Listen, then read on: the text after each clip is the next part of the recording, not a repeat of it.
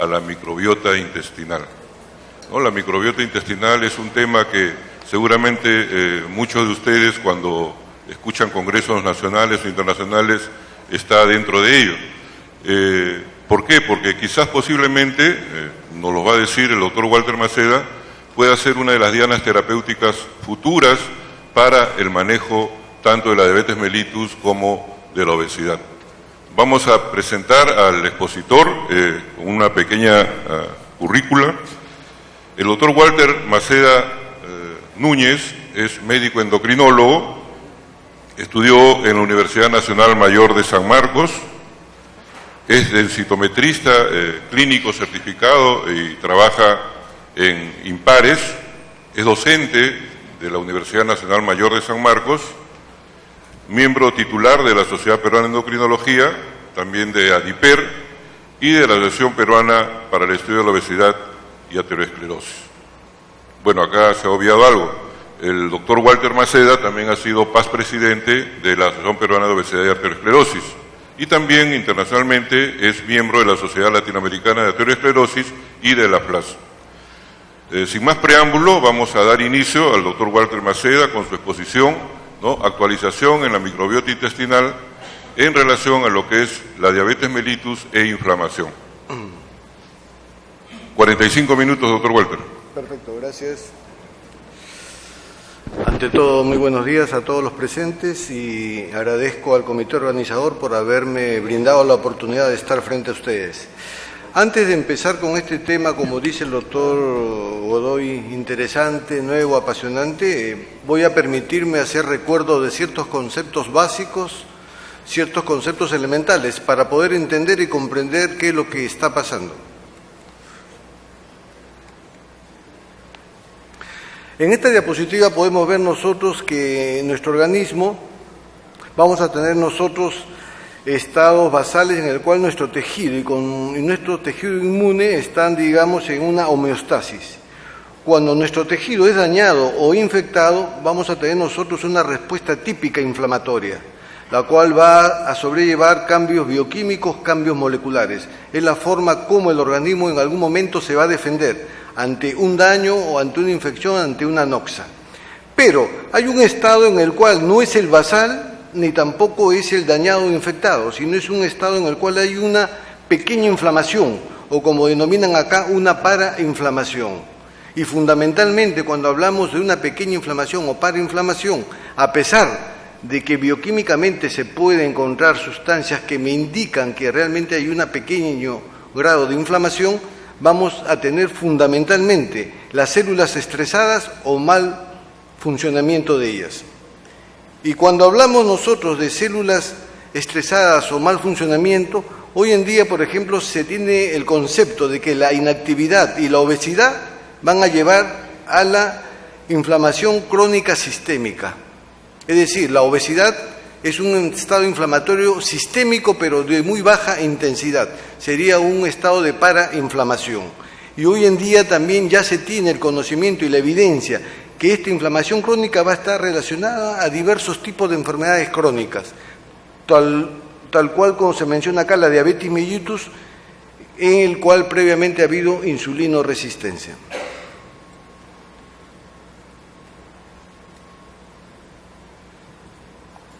En esta diapositiva nosotros podemos apreciar de que nuestras células tienen su membrana celular y su núcleo, y vamos a tener acá un receptor. Y podemos ver nosotros que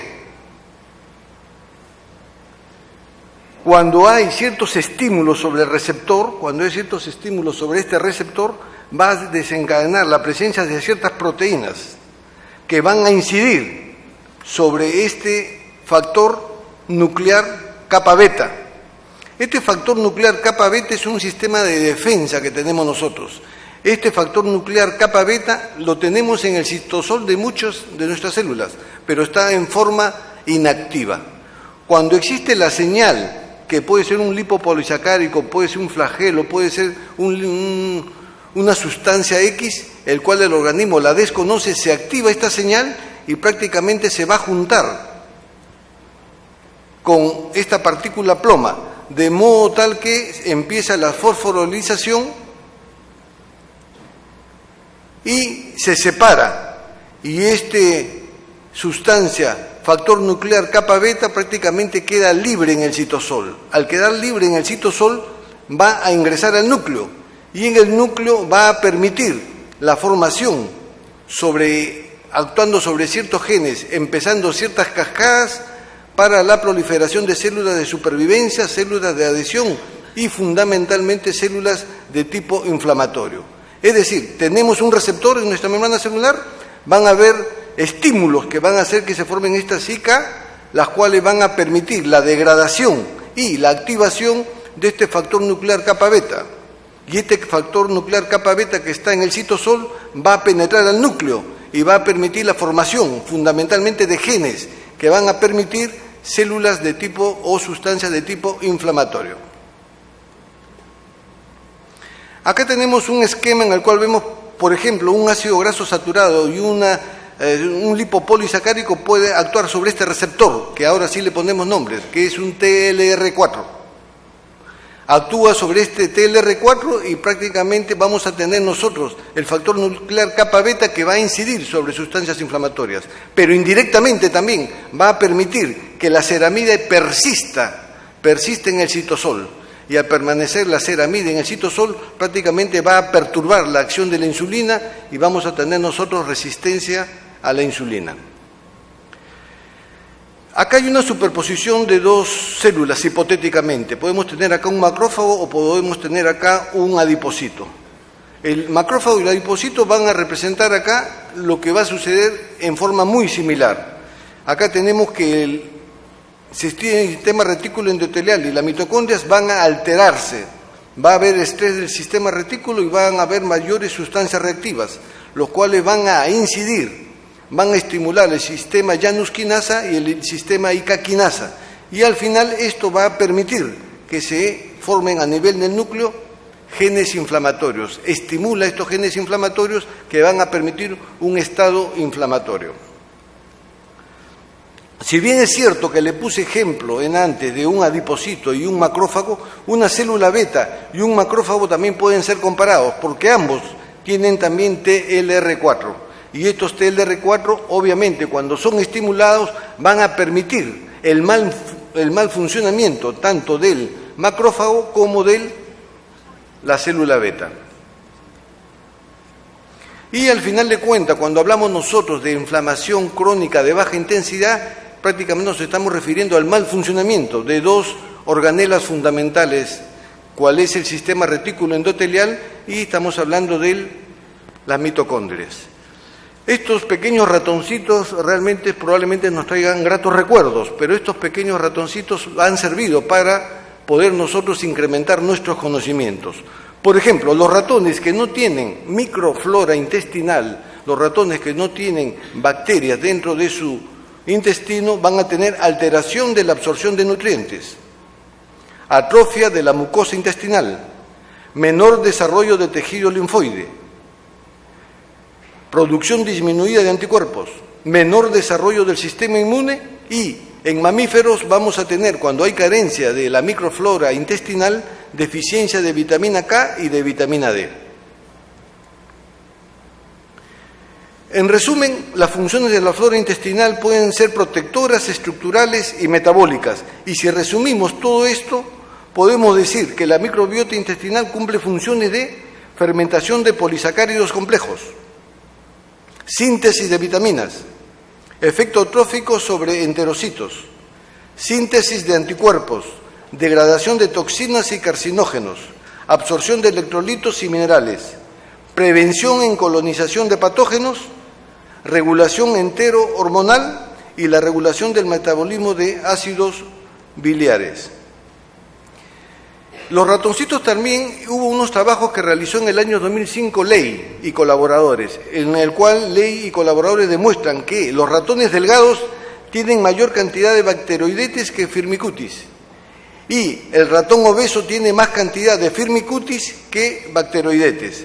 Pero un año posterior, el mismo autor, Ley y colaboradores, demostraron que el ser humano delgado también tiene mayor cantidad de la familia de Bacteroidetes sobre Firmicutes. Y el ser humano en estado de obesidad tiene mayor cantidad de Firmicutes sobre Bacteroidetes. La microbiota intestinal que coloniza el intestino humano se considera un nuevo factor implicado en la obesidad, en la insulinoresistencia y en las enfermedades asociadas debido a su influencia en las funciones metabólicas e inmunológicas del hospedador o del huésped. Es decir, la microflora intestinal que está en nuestro tracto digestivo, en el intestino, va a ejercer acciones metabólicas y puede ser factor condicionante para la insulinoresistencia. ¿Bajo qué mecanismo? Se ha visto que el proceso de colonización intestinal aumenta la capacidad del huésped tanto para extraer energía de la dieta como para almacenarla en los adipocitos por diversos mecanismos. Entra el alimento, la microflora puede digerirla, obtiene sustratos y esos sustratos van a servir para que la persona pudiese incrementar de peso. Bucket y su equipo en el año 2004 realizaron un estudio colonizando el tracto digestivo de ratones libres de gérmenes, con microbiota autóctona de ratones alimentados con una dieta normal. Después de 10 a 14 días observaron un incremento significativo en la grasa corporal, sin tener una mayor ingesta del alimento. Este cambio abarcó diferentes mecanismos. 1. Fermentación microbiana de los polisacáridos de la dieta, que no pueden ser digeridos por las enzimas del hospedador. Es decir, las bacterias obtienen sustratos y esos sustratos van a aportar mayor cantidad de calorías para el hospedador. Por consiguiente, hubo incremento de la absorción intestinal y en el hilo de monosacáridos y ácidos grasos de cadena corta. Una de las formas que tiene el intestino de comunicarse con el hipotálamo, además del sistema nervioso, es mediante la secreción de hormonas que controlan el balance energético. Son muchas los neurotransmisores y hormonas involucrados en el proceso.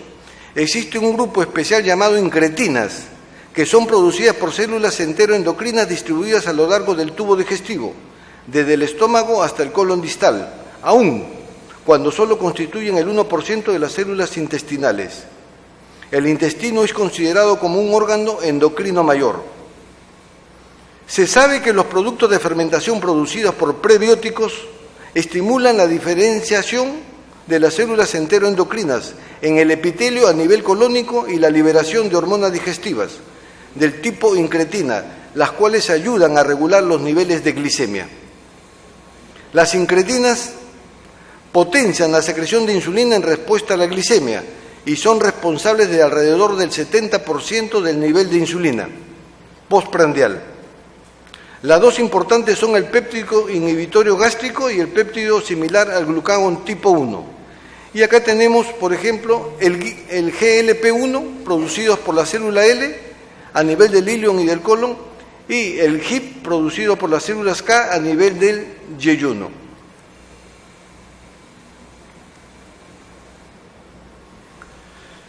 Característica de la microbiota intestinal que promueven la obesidad y la resistencia a insulina. Un concepto importante, va a haber mayor síntesis y metabolismo de lípidos en el tejido adiposo, el hígado y el músculo. ¿A partir de qué? A partir de sustratos que son sacados por la flora bacteriana de los polisacáridos. Y de otro lado vamos a tener nosotros moléculas microbianas también. Aumentan la permeabilidad intestinal, lo que lleva a la inflamación sistémica e insulinoresistencia. Los cambios en los estilos dietéticos y alimentarios de un sujeto con una reducción del consumo de fibra dietética y un aumento de la presencia de azúcares y cereales refinados y grasas saturadas provocan cambios profundos en la composición bacteriana que pueden provocar inflamación, resistencia periférica a la acción de la insulina, depósito incrementado de grasa visceral y exceso de peso. Acá tenemos un esquema en el cual cómo la microbiota intestinal va a ayudar a la fermentación de polisacáridos indigeribles. Estos polisacáridos indigeribles, al final de cuentas, van a tener incremento de la absorción de monosacáridos y ácidos grasos de cadena corta. Y estos van a estimular el incremento de la lipogénesis hepática, por esta proteína unida a los receptores de colesterol y de carbohidratos, y por las proteínas unidas a los elementos de esteroles. Al final de cuentas tenemos incremento del almacenamiento graso y disminución de la oxidación de ácidos grasos. Y esta disminución de los ácidos grasos es porque la microbiota intestinal también está en relación a la disminución de la activación del sistema AMP quinasa. Y el sistema AMP quinasa es un sistema eminentemente catabólico que estimula ciertas enzimas que van a permitir la oxidación a nivel mitocondrial. Pero de otro lado, en la microbiota intestinal va a condicionar incremento de la actividad de la lipasa lipoproteica, lo cual va a permitir que los triglicéridos puedan ingresar a células y puedan ser depositadas. Si bien es cierto, el adipocito tiene la capacidad de almacenar, el adipocito tiene una capacidad limitada para distenderse. Cuando un adipocito se distiende más de lo debido, este adipocito se vuelve disfuncional. Este adipocito entra en estrés y empieza a presentar resistencia a la insulina y disfunción. Empieza a producir ciertas sustancias que no debería producir y deja de producir sustancias que debería producir. Y al final de cuentas también se ha visto que la microbiota intestinal está en relación con la supresión de este factor adipositario inducido por el ayuno. La microbiota intestinal disminuye el FIAF, y al disminuir el FIAF vamos a tener mayor accionar de la lipasa lipoproteica. Entonces, la obesidad es madre de la resistencia a la insulina, y la resistencia a la insulina realmente es madre de muchos procesos. Entre ellos tenemos acá la diabetes mellitus. Este es un resumen en el cual nosotros vemos cómo la microflora intestinal está ahí en el intestino, tenemos polisacáridos y la microflora intestinal va a permitir que al final nosotros podamos obtener monosacáridos y ácidos grasos de cadena corta. Estos entran al torrente sanguíneo y van a permitir la formación de mayor cantidad de lípidos y, desgraciadamente, va a haber disminución de la fosforilación de la AMP quinasa y al final tenemos nosotros respuesta lipogénica del hepatocito. Pero cuando nosotros ingerimos grasas y azúcares, nuestra microflora también reacciona en forma inadecuada. Vamos a tener nosotros menor disminución del factor adipositario inducido en el ayuno, el FIAF, y vamos a aumentar la acción de la lipasa lipoproteica y al final tenemos nosotros mayor almacenamiento de ácidos grasos en el tejido adiposo. Y de otro lado también se sabe que el sistema AMP quinasa va a disminuir y vamos a tener menor actividad de la acetil, carnitil, palmitil transferasa y menos oxidación de tejidos de ácidos grasos a nivel mitocondrial.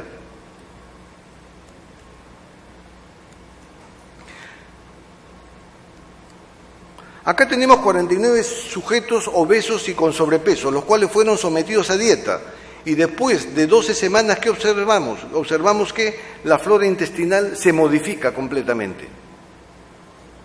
Aumentaron los bacteroidetes. Y de otro lado, acá dos cosas puntuales.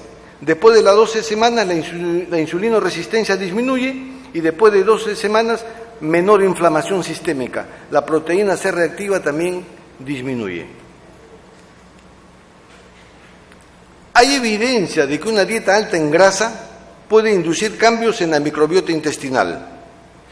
En modelos animales, este dismicrobismo puede producir efectos deleterios sobre la inflamación intestinal y la función de barrera intestinal, y se produce lo que se llama la endotoxemia metabólica.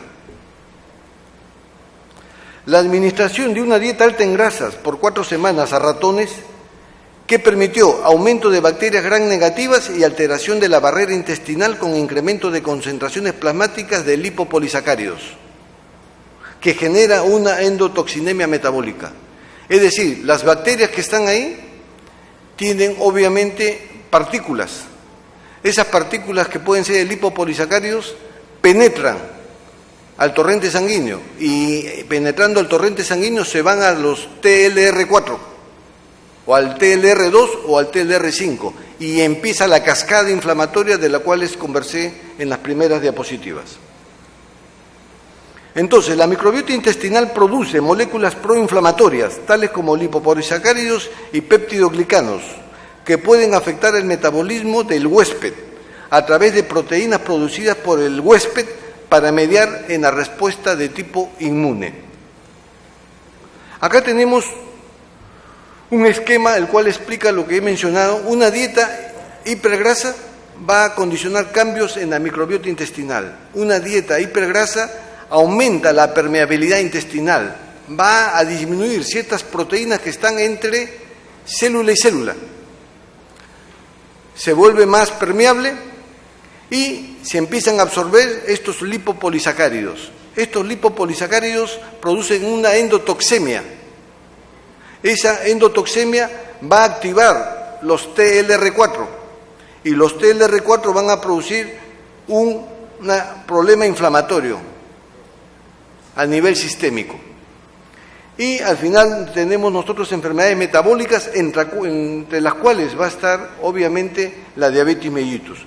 Pero la dieta hipergrasa, si bien es cierto, nos produce cambios en la microbiota intestinal, también va a permitir la extracción calórica intestinal y almacenamiento energético. El paciente aumenta de peso. Si la grasa tiene su capacidad máxima de distensión, si empieza el estrés del adipocito, empieza a haber resistencia a la insulina y empieza a haber bloqueo de activación de lipólisis y va a haber aumento de ácidos grasos libres circulantes. Y esos ácidos grasos libres circulantes van a activar también el sistema TLR4 y produce inflamación sistémica. Y también nos puede condicionar a enfermedades metabólicas como la diabetes. Acá vemos nosotros cómo cambios en la flora microbiana intestinal van a incidir sobre estas uniones de célula a célula. Disminuye proteínas como la Z01 o la ocludina. Y de otro lado, cuando hay una flora intestinal inadecuada, vamos a tener nosotros también que el sistema endocannabinoide se activa y vamos a tener mayor cantidad de CB1 o receptor de endocannabinoides. Al final nosotros nuestro epitelio va a permitir que ingrese estas pequeñas partículas y van a producir la endotoxemia metabólica y van a condicionar disminución de la sensibilidad a la insulina y vamos a tener un problema inflamatorio sistémico, pero de baja intensidad. Entonces, lo nuevo es lo que les estoy mencionando, la endotoxemia metabólica, en el cual partículas, diferentes moléculas de las bacterias van a poder ingresar, porque la permeabilidad intestinal va a estar alterada. Estos ingresan y esta endotoxemia metabólica a nivel del hígado va a condicionar que haya mayor lipogénesis, mayor inflamación, estrés oxidativo, mayor esteatosis y disminución de la sensibilidad a la insulina. A nivel del tejido adiposo aumenta la inflamación, la infiltración de macrófagos, estrés oxidativo y disminuye también la sensibilidad a la insulina. Y a nivel muscular aumenta la inflamación y disminuye la sensibilidad a la insulina. Y pareciera ser también que esta flora bacteriana inadecuada también va a disminuir e incidir en la disminución de estas hormonas intestinales que son las incretinas. Y acá vemos un resumen cómo la insulinoresistencia, a partir de partículas de las bacterias, van a poder activar a los macrófagos y vamos a producir nosotros inflamación visceral del tejido adiposo y de toda nuestra economía. Y cómo a partir de los nutrientes que ingerimos, los microorganismos pueden obtener ácidos grasos de cadena corta, los cuales van a permitir que a nivel del hígado se empiece a formar mayor cantidad de grasa. Y esa grasa, cuando tiene su límite, empieza a almacenarse y empieza entonces también incremento en peso y empieza también la inflamación sistémica que condiciona la obesidad. Hay efectos independientes de la microbiota intestinal en el metabolismo. Los efectos independientes va a depender fundamentalmente de los lipopolisacáridos y de los peptidoglicanos, que activando el TLR4 o activándose el NOT1 o el NOT2 van a condicionar a la insulinoresistencia. Y efectos dependientes, por ejemplo, a partir de los polisacáridos, la microflora intestinal va a permitir los ácidos grasos de cadena corta, y esos ácidos grasos de cadena corta sirven. Por ejemplo, el propiónico va a servir como fuente energética para las mismas células del intestino, pero van a incidir sobre unas proteínas G que van a condicionar que se pueda liberar un buen inhibidor del apetito, que es el PYY, el PYY, y las incretinas como el GLP-1, que va a permitir que se libere más insulina y va a permitir también que dé un poco de saciedad, disminuya el apetito. Y de otro lado, estas cadenas cortas también van a modular la inflamación, van a hacer que haya menor inflamación, pero sin embargo, estas partículas de lipopolisacárido y los péptidoglicanos me aumentan la inflamación y empieza la insulinoresistencia. Acá tenemos las bacterias, cómo los componentes bacteriales, como son los lipopolisacáridos, pueden actuar sobre el TLR4,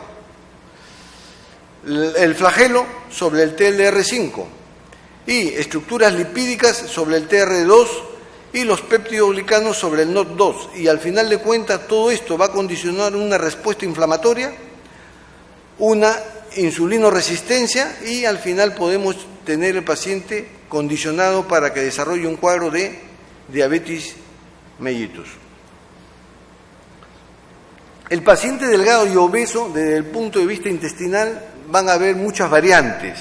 Acá tenemos, por ejemplo, de que la cantidad de células inflamatorias, la cantidad de células inmunes a nivel del epitelio del intestino van a estar incrementados en el paciente obeso.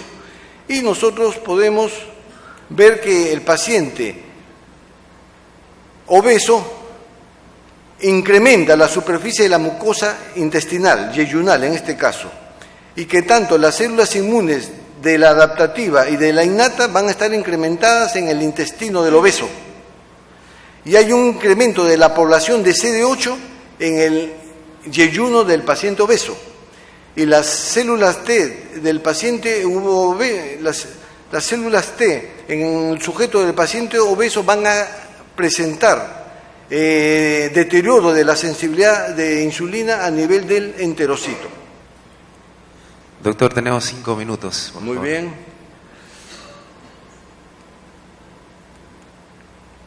Este es un trabajo que salió publicado este año de Christian Allen sobre la microbiota intestinal en pacientes con diabetes tipo 2, en el cual repite lo que habíamos mencionado, cómo los lipopolisacáridos son absorbidos y estos lipopolisacáridos actúan sobre el TLR4 y al final van a condicionar inflamación y resistencia a la insulina. De otro lado, vemos también cómo la microflora bacteriana puede, digamos, obtener ácidos grasos de cadena corta, como es el butirato, el acetato, el propionato, y estos van a servir como sustrato para fuente energética y para poder ser almacenada y puede condicionar que el paciente suba de peso.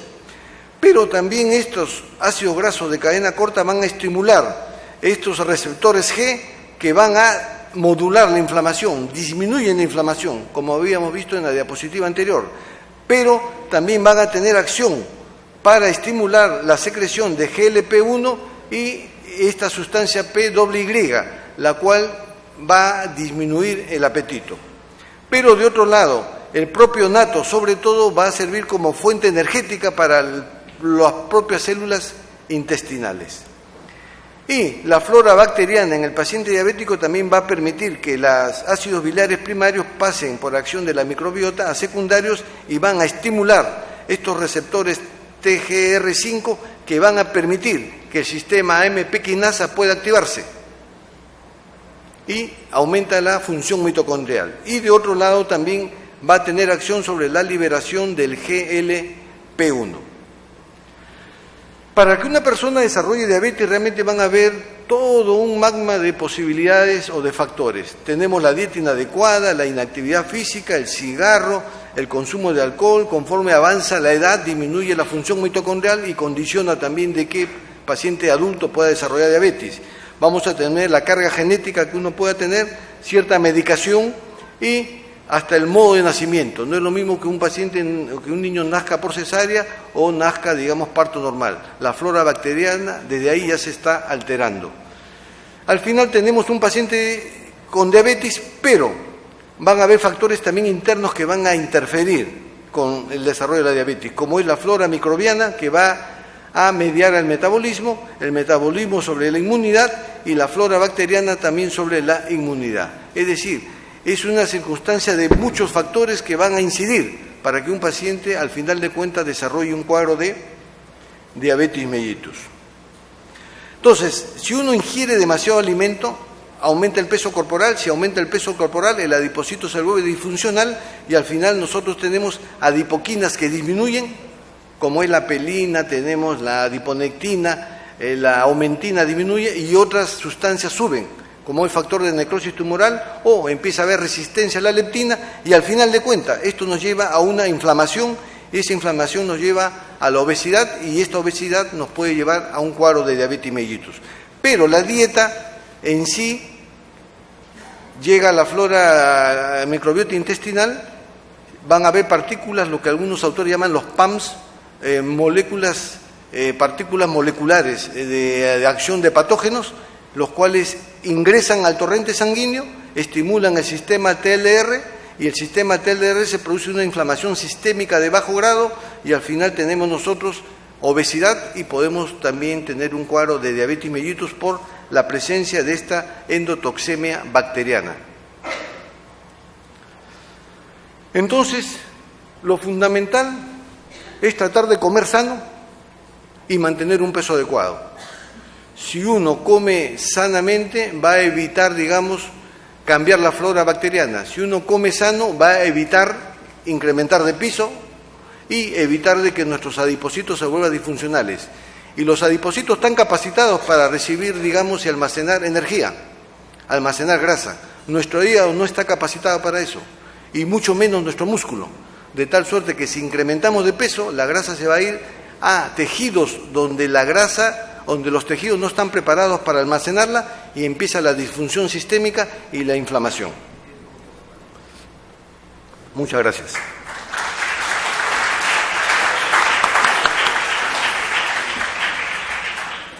Bueno, en resumen, la microbiota es un consorcio complejo, pues, que se ha formado a través de cientos de miles de años para lograr un equilibrio con el ser humano. Desgraciadamente, nuestros malos hábitos genera una disrupción en este consorcio, una alteración de la simbiosis que está llevando a la generación de alteraciones metabólico-hormonales, ¿no?, que pueden llevar a síndrome metabólico o a diabetes. En aras del tiempo, los voy a dejar con el doctor Godoy. Doctor Maceda, excelente exposición. Bueno, muy bien, excelente exposición que nos invita seguramente a revisar ahora en la noche todos los artículos que el doctor nos ha hecho llegar.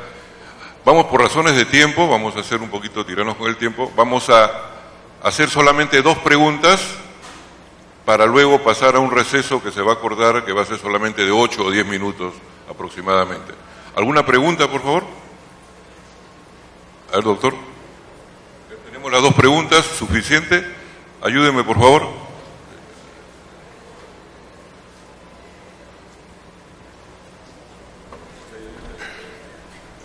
Buenos días, doctor Maceda. Entiendo que en la etiología de la diabetes mellitus falta todavía mucho por saber y que hay una serie de factores que influyen en que se produzca o no se produzca la enfermedad. Mi pregunta es, ¿de qué manera influye la microbiota de que esta enfermedad se pueda o no producir? O sea, ¿hay alguna razón que este mundo intestinal puede influenciar de tal manera que la enfermedad se pueda producir o no? Después de haber leído bastante bibliografía, realmente incide, pero no tiene un peso, específico alto. Incide, porque va a dar resistencia a la insulina al final de cuentas, pero no tiene un peso específico demasiado alto. Hay autores que piensan de que en un futuro va a poder manipularse las bacterias y todo, ¿no? Una forma, por ejemplo, de manipular bacterias en forma práctica es comer verduras. Si uno come verduras, cebolla, tomate, en fin, ingiere verduras, ahí estamos ingiriendo sustancias que nos va a proteger, de una flora fundamentalmente de bifidobacterio. De otro lado, va a incrementar GLP-1, va a disminuir la grelina. Tercero, va a proteger va a proteger la mucosa para que no se infiltre la grasa. Por eso, un consejo práctico, si alguien va a comer una parrilla, va a comer grasa, primero coma las verduras. La verdura prácticamente uno protege para que la grasa penetre esos lipopolisacáridos, esa flagelina, ingrese y empiece una inflamación sistémica. Si un paciente diabético de por sí está descompensado, está en estrés oxidativo y encima yo le ingreso harta cantidad de grasa y me empieza más inflamación, va a haber mayor estrés oxidativo. La verdad, yo entre prebióticos y probióticos, yo prefiero los prebióticos, yo prefiero las verduras. Hay incluso autores en los cuales dicen que estudios en los cuales a los niños se le han dado yogur, y esos niños empiezan, digamos, a incrementar de peso por efecto del yogur. Por eso, entre prebiótico y probiótico, definitivamente yo me inclino a prebióticos. Yo creo que acá en la audiencia hay nutricionistas los cuales probablemente manejen mucho mejor el aspecto nutricional que yo. Pero yo me inclino fundamentalmente por prebióticos y no por probióticos. Doctor, felicitaciones por su excelente presentación. ¿Esta inflamación que se produce puede llevarnos a aumento de transaminasa, pancreatitis, hepatitis, algún otro problema más serio? La obesidad sí, doctor, la obesidad sí, porque la obesidad realmente es una inflamación sistémica y se activa el TLR4. Ahora, todo obeso tiene una enfermedad inflamatoria crónica, en el cual el sistema endocannabinoide está totalmente, digamos, sobreexpresado. Y sobreexpresar el sistema endocannabinoide me va a explicar, digamos, muchas patologías, incluso de lo que van a hablar hoy en la tarde, que es el hígado.